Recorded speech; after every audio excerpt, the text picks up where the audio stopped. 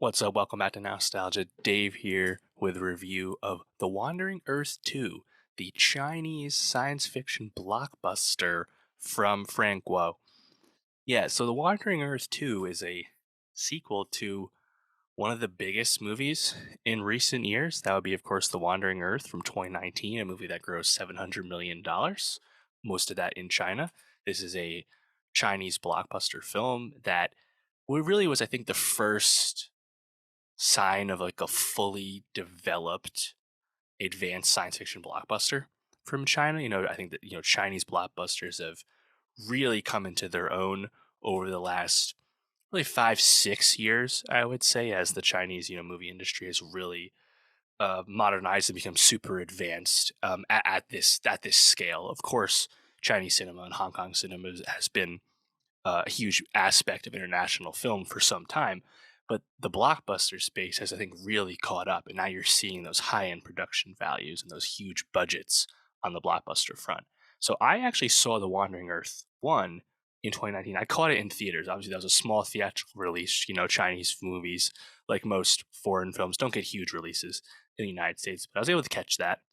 And I was able to catch Wandering Earth 2 in theaters as well recently, which I was happy to do, and just check this out because I actually quite enjoyed the first Wandering Earth for what it is. Obviously, if you know anything about it, it's a very, I think, over the top, overstuffed sci-fi blockbuster. But I had a really good time with the first one. It's more or less, a play on Armageddon, Deep Impact, sci-fi tropes people understand. In this case, we're set in the not so distant future where the sun in our solar system is becoming a red giant, and the world has kind of united under this United Earth government to literally move our Earth, planet Earth, out of our solar system and go towards Alpha Centauri. We're literally going to build like hundreds of ion engines and move the Earth somewhere else so that humanity can survive. And I love how outlandish and over the top that is for a sci-fi premise. It's super fun. It's literally like Armageddon on steroids. It's so cool. And 2019's Wandering Earth 1, I liked it. I thought it was, you know, up and down in terms of how many things it's trying to juggle, but the spectacle I think is really convincing and fun. These two movies have I think a really unique, at least to an American viewer, like color saturation. The colors I think really pop in these movies, which makes them fun. The CGI think is a bit more up and down, but that's also because there's just so much of it in a movie like this. But to me, it wasn't ever distracting. In the first movie, the star of the film is Jing, who plays Liu Piquan, and Wu Jing is a massive blockbuster star, one of the biggest actors in China right now, and he's back in Wandering Earth 2 because it turns out Wandering Earth 2 is actually a prequel to the first movie, where it's kind of the same premise, but some other stuff happened before the first one happened, right? So we still got a bunch of big set pieces, a bunch of race against the clocks to save humanity and save the planet, and it's a lot of fun. This time around, of course, we have Andy Lau, the Hong Kong acting legend as well. So it's really packed with two big stars this time around.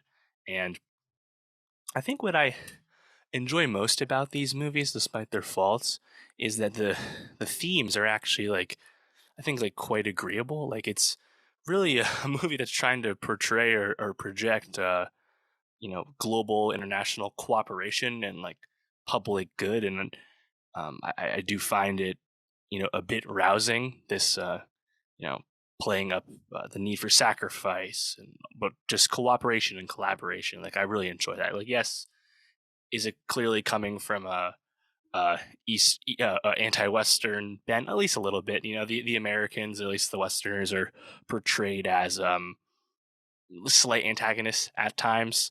I don't think that's a big issue. Obviously, over in Hollywood, we portray, people across the world negatively all the time. It's no big deal. We have to know how to take it when someone else does it to us. Don't. It's not that deep. Um, and actually, I think the best part about it is the American accents in this movie are like really funny because they're like super stereotypical and over the top. Which again, probably shouldn't come as a shock. The way Hollywood historically has portrayed people from across the globe as well. But I actually like got a huge chuckle like watching these like really like like Southern drawl, like Texan accents. I thought it was really fun, honestly. And I saw this movie in a damn near packed theater in Boston. Boston has a large Asian population, so it shouldn't come as too much of a shock that AMC Boston Common, which is a walking distance from Chinatown, perhaps would be a successful place to show The Wandering Earth 2, but it was, and it seemed to go over really well.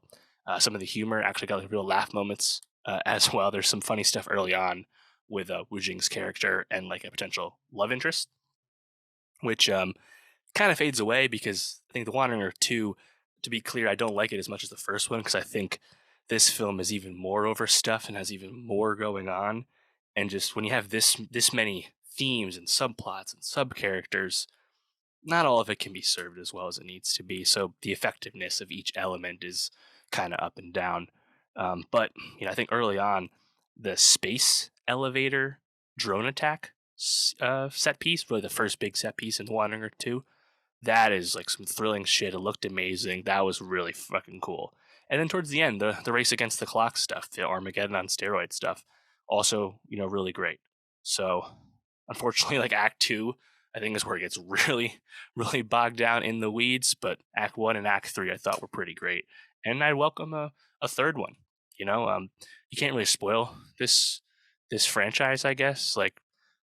Unsurprisingly, the Earth's still there. The Earth's still wandering out towards Alpha Centauri. So we can make a Wandering Earth 3, and I say do it. Wandering Earth 1 made $700 million. Wandering Earth 2 was already over 500 million so far. It'll probably get close to 6 the way it's going over in China.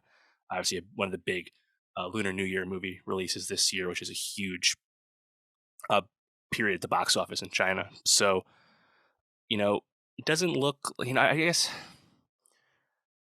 I don't know if there's ever going to be an appetite at scale in the West for foreign blockbusters, but at least the fact that we get some kind of release, and Wandering Earth One was on Netflix in the United States after it came out. The fact that at least the accessibility is there for people who want to seek it out is pretty cool, and the breaking down of barriers as best we can with world cinema, obviously I think helps everyone. So uh, more than anything, I think these are really good examples. I think of these two films of how far blockbuster filmmaking in China has come, and I think definitely worth your time if you're into outlandish sci-fi movies. So, have you seen Wandering Earth 2? Do you want to see it? Leave a comment. Let me know what you think about it. And for more movie reviews, subscribe, and I'll see you next time.